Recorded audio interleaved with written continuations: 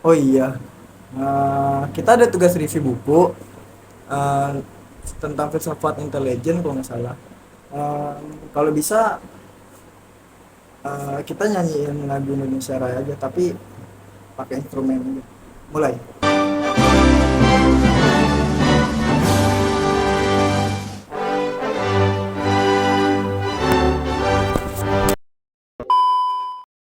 Oke, assalamualaikum warahmatullahi wabarakatuh.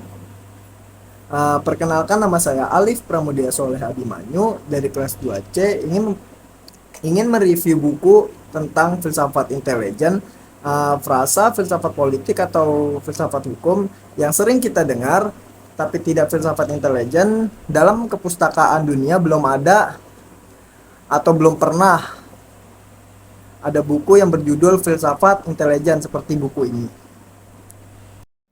Sebagian orang pasti bertanya-tanya saat mendengar frasa filsafat intelijen, makhluk apakah itu?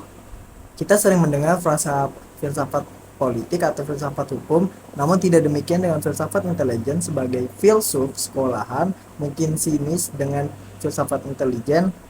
Mereka beranggapan bahwa filsafat memiliki persoalan sendiri, sehingga mereka tidak perlu menyingsikan lengan baju untuk mengurusi persoalan bidang lain. Apalagi intelijen kerap dipersepsi sebagai materialisasi realita gelap manusia berupa tindak penculikan, pembunuhan, dan penyadapan. Tidak ada aturan dan basis aksiologis yang merupakan kegemaran teoretis pada filsuf sekolahan. Filsuf bergumul dengan realitas yang tertib. Sementara intelijen beroperasi di dalam realitas yang tidak stabil, digoncang. Sebaliknya, orang-orang lapangan pun mungkin merasa bahwa filsafat intelijen terlalu abstrak untuk sesuatu yang berurusan dengan realitas empiris. Intelijen merupakan teori penggalangan yang keluarnya jelas. Sementara filsafat dituduh hanya melahirkan persoalan, bukan solusi, maka filsafat intelijen pun dicium sebagai proyek skolatis yang hanya melahirkan renungan dan bukan tindakan. Tapi sebelumnya buku ini dibuat oleh A.M. Hendro Priyono. Isi buku tersebut menjelaskan tentang filsafat intelijen di negara Republik Indonesia. Dalam buku ini, Hendro Priyono merupakan dokter ilmu filsafat yang dibesarkan di dunia militer dan intelijen. Hendro Priyono juga merupakan kepala badan intelijen negara pertama. Ia dijuluki The Master of Intelligence karena menjadi profesor di bidang ilmu filsafat intelijen pertama di dunia. Mengungkapkan secara universal, filsafat intelijen bersifat pragmatis, tapi secara nasional, filsafat negara Republik Indonesia bersifat etis. Pragmatisme berlaku di Indonesia hanya jika Republik Indonesia diperangi atau dirampas kemerdekaannya. Kita bangsa Indonesia cinta damai, tapi lebih cinta kemerdekaan. Oke, di sini juga Bapak AM Hendro Priyono pernah lulus di lulusan AM Magelang pada tahun 1967 dan juga Australia Intelligence Course di Woodside pada tahun 1971. Di sini juga ada United States Army General Staff College di Fort Sullivan Worth, atau Amerika Serikat lah ya, pada tahun 1980. uh, dan dia juga sekolah staf dan komando Sesko Abri pada tahun 2009. Dia juga meraih gelar doktor filsafat di Universitas Gajah Mada atau UGM Yogyakarta dengan predikat komplit. Saat ini menjadi pengamat terorisme dan narasumber media massa dan berbagai lembaga. Dalam isi buku ini, intelijen beroperasi dalam realitas politik global yang terus berubah. Menurut perkataan dari Dr. Doni Garhal Adian. Oke guys, kali ini saya ingin menganalisis buku tentang filsafat intelijen yang menjelaskan tentang ontologi, epistemologi, dan aksiologi. Nah, di dalam filsafat intelijen tersebut kita mungkin mengkaji dari tiga bidang utama filsafat ilmu, yaitu yang sudah saya jelaskan tadi, ontologi, epistemologi, dan aksiologi. Oke, yang pertama di sini ada ontologi. Ontologi adalah studi tentang apa yang ada sifat dasar entitas, dan bagaimana entitas tersebut dapat dibagi menjadi kategori berbeda.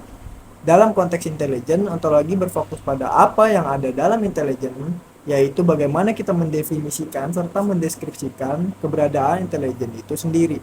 Dan entitas yang berhubungan dengan intelijen ini bisa mencakup konsep-konsep seperti keberadaan informasi, data, pengetahuan, kebenaran, dan lain-lain. Penentuan ontologi intelijen juga mencakup bagaimana keberadaan intelijen itu sendiri dapat dibagi atau diklasifikasi diklasifikasikan. Nah, itu maksudnya. Nomor 2, epistemologi. Epistemologi adalah cabang filsafat yang mempertanyakan bagaimana kita datang untuk mengetahui apa yang kita ketahui. Dalam konteks intelijen, ini membahas bagaimana kita mampu memahami, menganalisa, dan menggunakan informasi atau data untuk menggunakan pengetahuan dan wawasan. Pertanyaan ini berhubungan dengan validitas, kepercayaan, dan metode dalam pengumpulan dan analisa intelijen. Yang ketiga ada aksiologi. Aksiologi adalah studi tentang nilai dan etika. Dalam konteks filsafat intelijen ini mencakup penilaian tentang kenapa dan untuk apa intelijen digunakan. Jadi ini berkaitan dengan tujuan, motivasi, dan nilai-nilai dari penggunaan intelijen tersebut. Aksiologi mempertimbangkan efek dan dampak etis dari pengumpulan dan penggunaan intelijen. Oke, sebelum memasuki materi kesimpulan, alangkah lebih baiknya saya menunjukkan buku yang saya review tersebut berupa cuplikan video sinematik. Berikut video sinematik yang saya berikan. Let's go, 1, 2, 3.